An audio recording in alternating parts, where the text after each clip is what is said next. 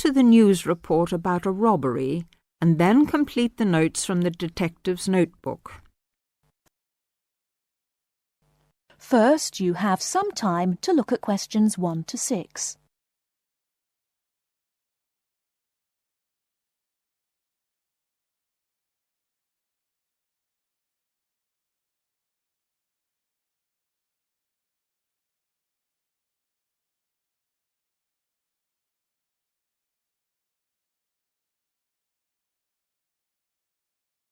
Now we shall begin. You should answer the questions as you listen, because you will not hear the recording a second time. Listen carefully and answer questions 1 to 6.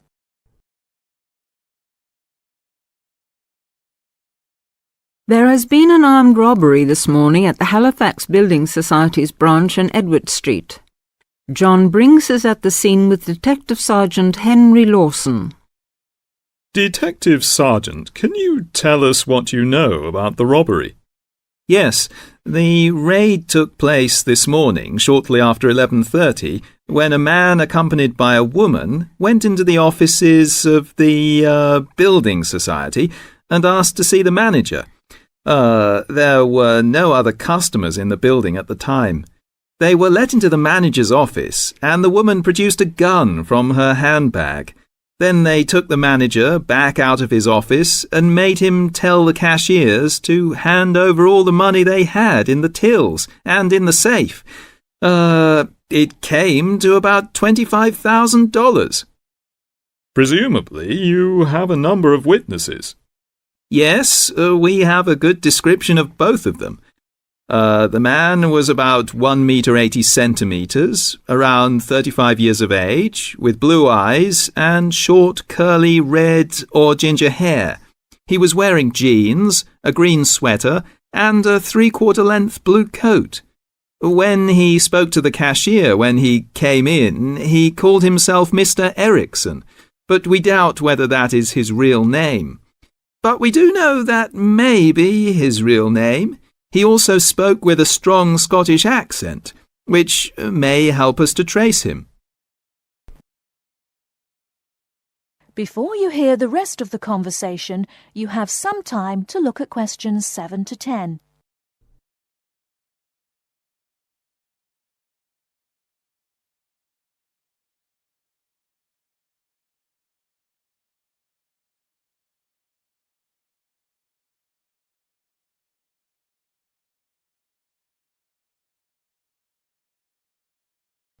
Now listen and answer questions 7 to 10.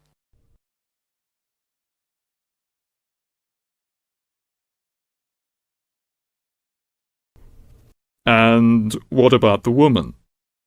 Now, she is in her early 20s, slim and quite tall, about 1 meter 70 centimeters. She was wearing a long white raincoat, which was quite loose-fitting, and which she didn't take off. She had a beige handbag, which they used to hide the gun in. She's got straight, shoulder-length blonde hair, blue eyes, and like the man, has a noticeable accent. Do you have any other information? Yes, the car they used was seen by 2 or 3 people. It's a blue or dark blue Ford Escort, and we have the registration number. And it's G595ERI. I'll say that again. It's G595ERI. Now, the car was stolen from Bishopstone just over a week ago, so if anyone has seen it in the last week, we would like to hear from them. We also know that the car's front left headlight was broken when it was stolen, and is still broken, we think. So, you would like information from the public about the car? Yes, and the people. We're appealing to anyone who thinks they may recognise the 2 robbers or know anything about the car. We've set up an incident room in Swindon, and the telephone number is 774529.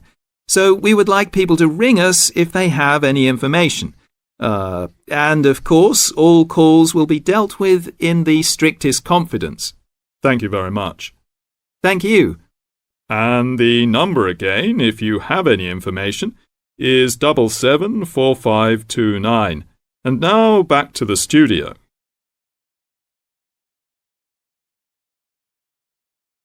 That is the end of part 1. You now have half a minute to check your answers.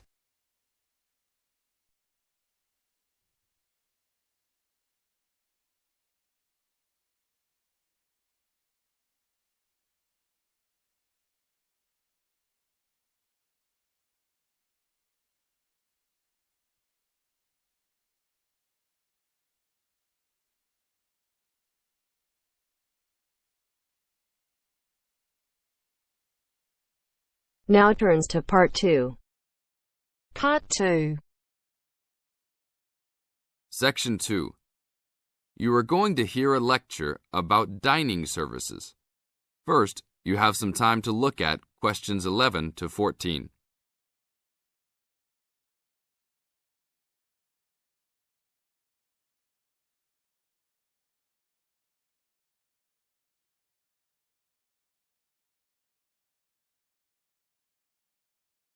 Now listen to the tape and answer questions 11 to 14. Welcome to the Dining Commons. This is the newest facility on campus, and I'm proud to say, also one of the best. I know that all university students miss eating home-cooked food. Well, this year, we are hoping to provide students with food and services that will make you feel at home, even without your family. The administration has been listening to the voice of the students. Students gave us frequent suggestions last year as to how we could improve the university. One of the most frequent suggestions was improving the dining options. We have been working hard all summer to come up with ideas that will make student life in the dormitories more pleasant. One of the new options we are offering in the dining facilities is variety in student meals. Last year, there was a set menu for every dinner, so if students didn't like the food, there was no choice. Students had to eat whatever was served. But this new dining facility has 3 completely unique areas, each with a different theme. At every meal, there will be 3 options for students to choose from. For example, there might be Italian food at station number 1, which might consist of pizza and pasta. At station number 2, there would be American food, consisting of hamburgers and hot dogs. At station number 3, there could be vegetarian soups and salads, accommodating all the vegetarians. We hope that with the greater selection of food, all students will find something to their liking. Now look at questions 15 to 20.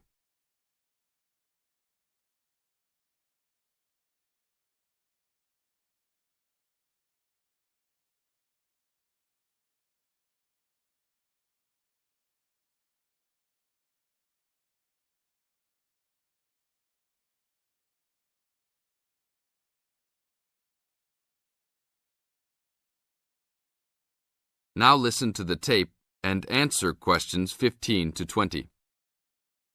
Not only will students have more options, the food will also be better. Each section of the facility will have a head chef. These are real chefs that have been trained in culinary school and have been hired specifically by the school to work in the dining facilities. All of the chefs have a speciality. The school is hoping that these chefs will prepare better tasting and more nutritious food.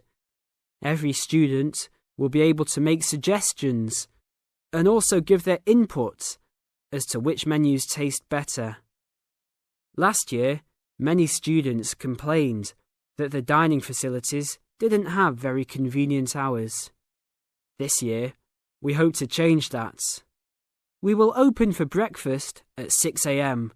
to accommodate all the early risers. In the evenings, we will open until midnight for all the students that like to go for a late-night snack. The afternoons will still remain closed, but we will have a student store open that will provide all students with drinks and fruit. The student store will be open every day from 2 p.m. to 5 p.m. Every student that has paid full tuition and dormitory fees has already paid for their dining facility fees. Students can eat at any time and in any amount for free. If you are a student that does not live in a dormitory, you can still purchase a dining facility card. This card will entitle you to the full services of the dining facility. This card is available only for students and is not open to the general public. If you are not a student and wish to dine here, you must purchase meals at the door. There are a few rules to follow. Even though we do not limit the amount of food that can be taken, we do not want students to waste food. Please do not take more than you can eat. Also, every student must clean his or her own trays and plates. We will provide plates and trays for student use, but please do not abuse these items. Please do not leave your plates on the tables. Your parents are not here to clean up after you anymore, so I hope all students will be responsible. Thank you for your attention and enjoy the upcoming year. That is the end of part 2. You now have half a minute to check your answers.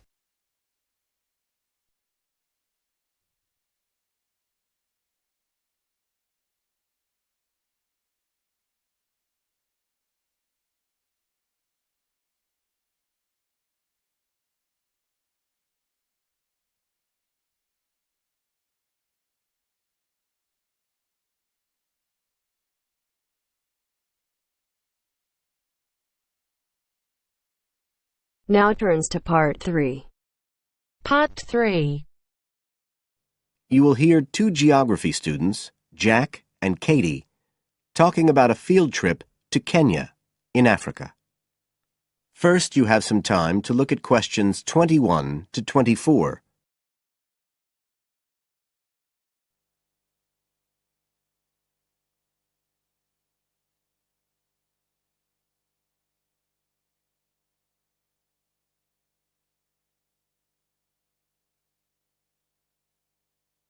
Now listen carefully and answer questions 21 to 24. Katie, hi. Thanks for inviting me round. Oh, thanks for coming. I know you're up to your neck in finals revision, but I've got to make up my mind about next year's geography field trip, and I'd really like your advice. We've got to choose between an African trip and one in Europe.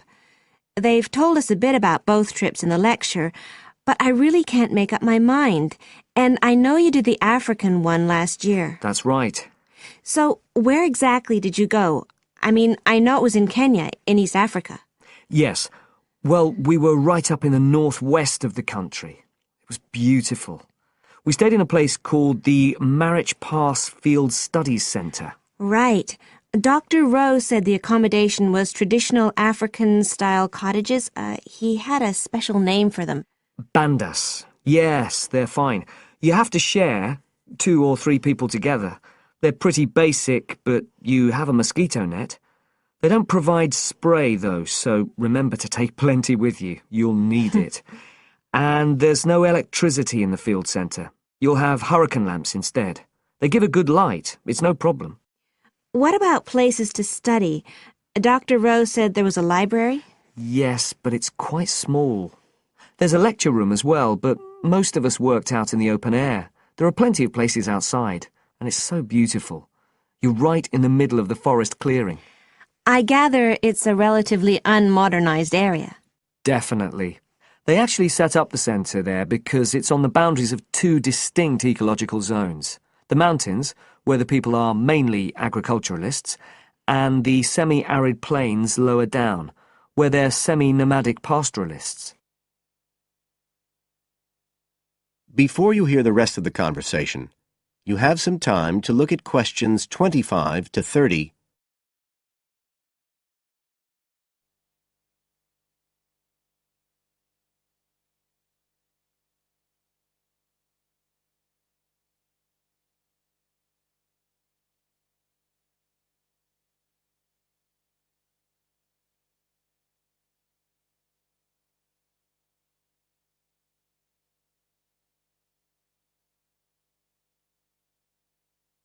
Now listen and answer questions 25 to 30.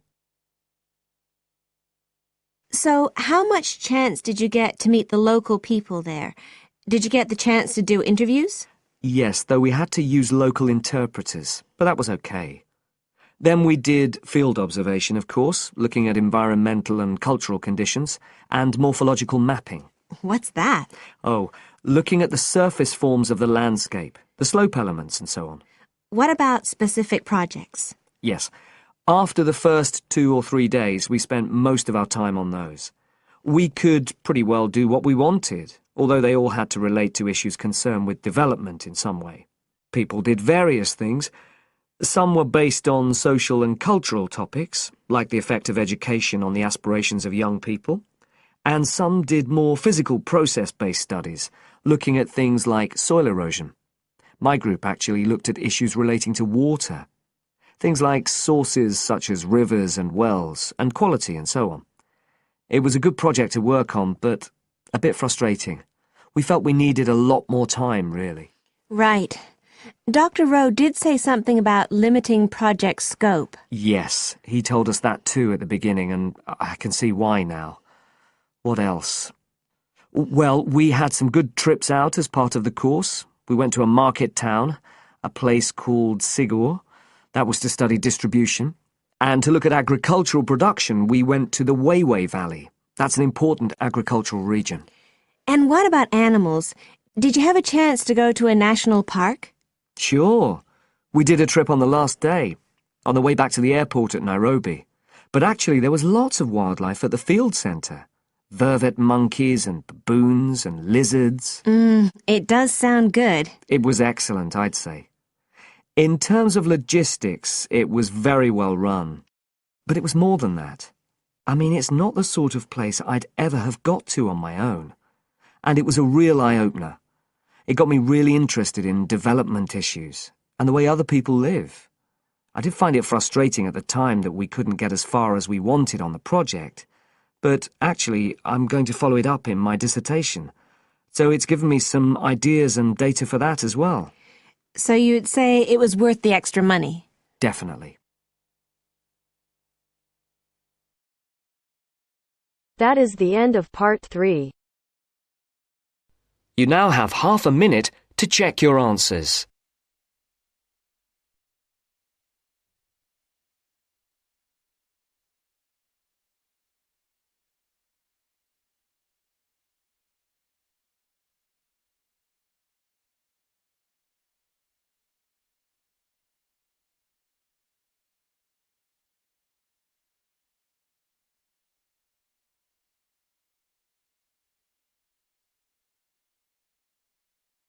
Now turns to part 4. Part 4. You are going to hear a lecture on fishing. First, look at questions 31 to 36.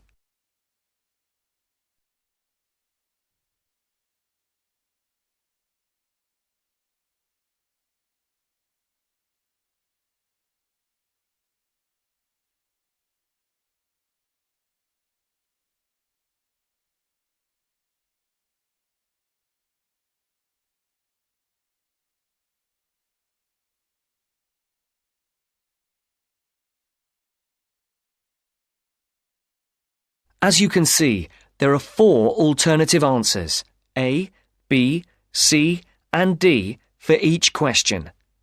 Decide which alternative is the most suitable answer and circle the correct letter. Good morning again, ladies and gentlemen, and in case you've forgotten, my name is Dr. North from the Marine Habitat Research Unit at the university, and I'm going to continue from the lecture that I gave a fortnight ago on humankind's relationship with the sea from a historical point of view, and also on attitudes to different types of fishing. In today's talk, I would like to focus on the current problems in the fishing industry in Europe, and in particular, the present scarcity of marine fish. As with the last lecture, I've placed a book list, a few relevant articles, and a copy of this lecture on the department website. A statistic to begin with. Since the 1970s, stocks of the most heavily fished species have fallen, on average, by 90%. And why has this happened? Well, there's a chain of events which begins with the demographic changes that have taken place in the world over the last century. During this time, the world population has grown at a phenomenal rate, with efficient and heavy fishing, which is technology-driven, meeting the increasing demands for food. As a consequence, many fishing stocks in the European waters, from the Atlantic to the North Sea and the Mediterranean, are now on the verge of collapse. But the problem is not restricted to European waters. It's a situation that's all too clear all around the world. Fish stocks in the Pacific Ocean, for example, are now on the verge of collapse due to a combination of overfishing and natural changes in ocean ecology. And there's another reason behind the increased demand for fish, and that is the changes in the eating patterns of different countries. Certain countries have a long tradition of fishing, for example, the southern European countries, but eating patterns have changed in countries like the United Kingdom, where fish was once considered as food for the poor rather than the rich. People have been turning to fish as a cheap and healthy alternative to meat, driving up demand and depleting stocks. Food scares like BSE and foot and mouth disease have also driven people away from eating meat, which again is invariably replaced by fish. Before the speaker continues, look at questions 37 to 40.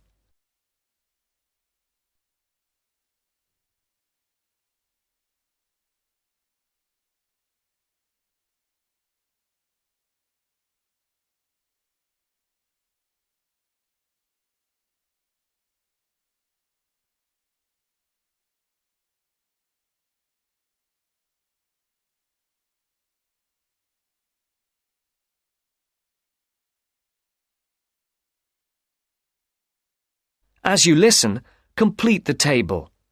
Write no more than 3 words for each answer. Another important reason is that a sizable proportion of the catch from modern trawlers or fishing boats is thrown away. Nets quite often land fish that are not wanted and which are thrown back into the sea dead. Discarded nets and other traps are responsible for the deaths of many fish. Our seas, like the rest of our environment, are littered with rubbish, which also destroys lots of fish. And fish are also being changed by the chemicals dumped into the oceans, as well as by overfishing, so the size of certain species is decreasing. More then have to be fished to produce a decent catch. And the solution? Well, there has to be more than one answer to the problem. Fish farms provide a partial solution, but the quality of the fish is usually inferior to those in the wild. Reducing the amount of fish that any one trawler or fishing boat is allowed to land is the most effective, but also the most unpopular measure. Countries in Europe like Spain rely heavily on fishing, and are naturally against any step which restricts their catch. But if the depletion of fishing stocks continues, there will be no fish left to fish. Take the disappearance of cod from the Great Banks off Newfoundland, which was once the richest cod fishing area in the Atlantic. After a dramatic fall in the cod population for some unknown reason, a ban was imposed, which, it was hoped, would lead to a repopulation of the cod stocks. The cod did not return, and many fishermen were put out of work. This is a scenario which we do not want to be repeated on a large scale. Now, if you look at this table on the screen, you can see where That is the end of part 4. You now have half a minute to check your answers.